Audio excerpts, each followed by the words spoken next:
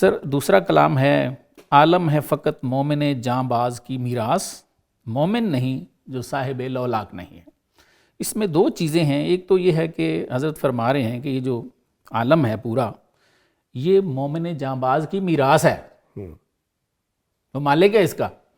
دوسرا اس میں فرماتے ہیں، مومن کی بھی تعریف کرتے ہیں، فرماتے ہیں کہ مومن نہیں جو صاحب لولاک نہیں ہے۔ وہ سر اس میں کیا بتانا چاہ رہے ہیں کہ جو لولاک سے جس کا تعلق نہیں ہے، سرکار کو کہتے ہیں لولاک سے مراد یہ دو احادیث ہیں جی پلیز جو حضور نبی رحمت صلی اللہ علیہ وسلم نے سے آتی ہیں ہماری طرف۔ جی جی وہ ایک تو یہ ہے کہ لولاک لما خلقت الافلاق والارضین، اے محبوب اگر آپ نہ ہوتے تو میں یہ نہ دنیا پیدا کرتا نہ آسمان پیدا کرتا۔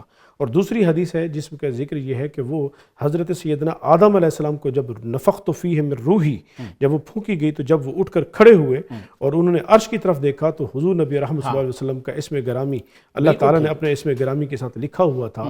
تو انہوں نے پوچھا حضرت آدم علیہ السلام نے، یا اللہ یہ محمد کون ہے؟ تو وہاں پر جواب میں جو فرمایا لولا ہو لما خلقتک یا آدم، کہ اے آدم اگر وہ نہ ہوتے، ان کو پیدا کرنا نہ ہوتا تو میں تمہیں بھی میں آپ کو بھی پیدا نہ کرتا۔ تو یہ ہے لولاک۔ تو سر حضرت علامہ نے اس پہ کلام بھی فرمایا نا کہ اگر نام محمد را نیا ورد شفیع آدم، اگر نام محمد صلی اللہ علیہ وسلم کو حضرت آدم اپنا شفیع نہ بناتے، نہ آدم یافتے توبہ نہ نو از غرق نجینا، تو نہ آدم علیہ السلام کی توبہ قبول ہوتی اور نہ نو علیہ السلام کو طوفان سے نجات۔ یہ وہی والا فیض ہے لولاک، اگر آپ نہ ہوتے، اگر حضور نہ ہوتے تو پھر کچھ بھی نہ ہوتا۔ ٹھیک ہے، تو حضور کا وجود مسعود ہی ساری کائنات، اسی لیے تو کہتے ہیں وجہ کائنات، کہ وجہ کائنات سرکار کا وجود مسعود ہے۔ تو یہ ہے صاحب لولاک۔ ٹھیک ہے، یہ اسی کی طرف حضرت اقبال نے اشارہ کیا کہ مومن وہ ہے کہ جس کا تعلق اور جس کی نسبت گنبد خضرا سے جڑی ہے۔ اچھا سر یہاں پہ ایک بڑا چھوٹا سا نا فیصلہ ہے، وہ ذرا بتائیں اس پہ، کہ سرکار سے تعلق تو ہم تمام مسلمانوں کا ہے،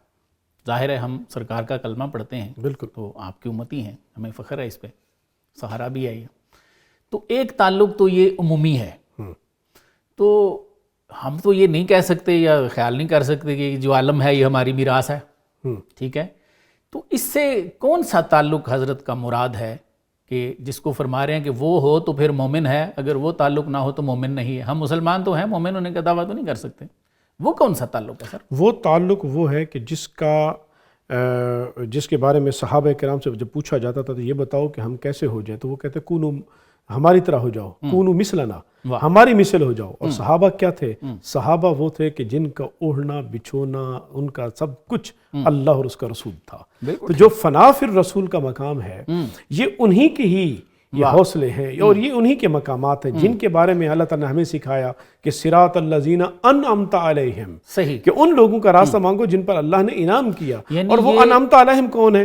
وہ وہی ہیں جن کا انشراح صدر ہوا اور جن کا باطنی تعلق جو ہے وہ سرکار کے ساتھ جڑ گیا ہے، سے جڑ گیا ہے، صحیح، اور جو حضور کی ذات کے ساتھ وابستہ ہو گئے ہیں، اسی لیے تو ان کو تربیت دی گئی اور ان سے بڑھ کر پھر کسی کو دیکھا ہی نہیں گیا اس انداز میں کہ جس طرح سرکار نے ارشاد فرمایا کہ تمہیں مجھ سے محبت، میری جان، آپ کو اپنی جان سے، آپ کی اولاد سے اور آپ کے مال سے بڑھ کر میری ذات پیاری ہو جانی چاہیے۔ ہم آج اپنی زبانوں سے یہ کہتے تو ہیں، یہ کہنا کرنا بڑا اس میں جڑا ہوا ہے اس کے ساتھ۔ سرکار نے فرمایا کہ تم اس وقت تک مومن نہیں ہو سکتے جب تک تمہیں میں تمہاری جانوں سے، مالوں سے، اولادوں سے، ماں باپ سے زیادہ پیارا نہ ہو جاؤں، عزیز نہ ہو جاؤں۔ تو سر یہ فرمائیں کہ جو شاک ہیں وہ یہ لکھتے ہیں کہ عشق کے لیے کسی کا دیکھنا شرط ہے۔ اگر آپ نے کسی کو دیکھا ہی نہیں ہے تو آپ اس کے عشق میں گرفتار نہیں ہو سکتے، ٹھیک ہے؟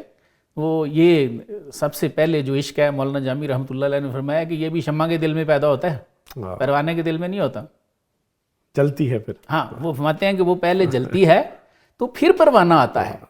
تو مجھے ایسے محسوس ہوتا ہے کہ یہ جو محبت ہے یا عشق ہے یہ بھی پہلے سرکار کے قلب اطہر پہ اس کا پڑتا ہے، جو عکس ہے، نزول ہوتا ہے۔ تو آپ مہربانی کرتے ہیں، کسی کے خواب میں تشریف لاتے ہیں، جو دیکھتا ہے وہ مر جاتا ہے۔ وہ بالکل ایسے ہے، جو حضور نبی رحمت صلی اللہ علیہ وسلم کے ساتھ جڑ گیا ہے۔ تو دیکھیں ایمان بالغیب والی بات، یہ سرکار نے دو عالم صلی اللہ علیہ وسلم کی حدیث پاک ہے، سرکار نے فرمایا کہ ایک وقت آئے گا کہ میری امت والے وہ لوگ ان کو میرا دیدار، میرا شوق ان کو دنیا اور جان اور ان کے مالوں سے بڑھ کر پیارا ہو جائے گا. اور پھر حضور نبی رحمۃ اللہ علیہ وسلم نے ان کے لیے بڑے فضائل کا تذکرہ بھی اور پھر ان کی حالت وہ ہوگی جو حضرت سبحان کا ہم نے پچھلے پروگرام میں تذکرہ کیا تھا کہ وہ ہر وقت رہتے ہی اسی خیال میں تھے کہ میرا مرنے کے بعد کیا بنے گا. ایسے ہی تو یہ فنا فی الرسول کی منزل اسی لیے پھر حضرت اقبال وہ کہتے ہیں کہ یہ نسبت، یہ تعلق، بھئی جس کا تعلق اور زندگی کی ساری کاوشیں اللہ کے رسول تک نہیں پہنچی ہیں تو پھر کہا کہ وہ تو حضور تک پہنچے ہی نہیں. وہ مصطفیٰ برساں خیش را کے دی ہماؤس گربہو نہ رسیدی تمام بولہبیست. واہ واہ. پھر کہا پھر تو وہ ساری بولہبی ہے ان تک پہنچا لو، ان تک پہنچا. اچھا اس میں ایک اور بھی جو یہ ہمارے اہل عرفان ہیں وہ ایک بات لکھتے ہیں، وہ 3 درجات اس کے لکھتے ہیں جی، فنا فی الشیخ، فنا فی الرسول اور فنا فی اللہ. اچھا سب سے پہلے وہ کہتے ہیں جی اس کے ساتھ آپ نے اس دور میں پیوند کرنا ہے جس کو بارگاہ نبوت سے وہ نسبت آ رہی ہے، انشراح صدر کسی کی ہو گئی ہے، تو حضور کی اس سنت کے مطابق جیسے صحابہ نے تقویٰ کی بیعت کی آپ بھی اس سے بیعت کریں. ٹھیک ہو گیا. تو پھر اس کے بعد جو ہے وہ کہتے ہیں جی آپ میں اس کی محبت پیدا ہو جائے گی، اور اس کی محبت چلتے چلتے آپ کو جہاں سے وہ نور آ رہا ہے تو ایک دن وہ راستہ کھل جائے گا، سرکار کی زیارت ہو جائے گی. بالکل صحیح، بالکل. تو جب سرکار کی محبت میں گرفتار ہو جائیں گے تو فائنلی کہتے ہیں جی one day you will reach اللہ المائٹی. واللہ ورسولہ احق ان یرضوہ. سبحان اللہ. یہاں پر ایک ضمیر ذکر کی، کیوں؟ کیونکہ اللہ اور اس کے رسول رضا ایک ہے. تو اس رضا میں تو کوئی فرق نہیں، ذاتیں جدا ہیں، رضا ایک ہے. اسی طرح یا ایھا الذین آمنوا لا تقدموا بین یدی اللہ ورسولہ، یہاں مفسرین نے کہا کہ اللہ سے پہل کیسے ہو سکتی ہے؟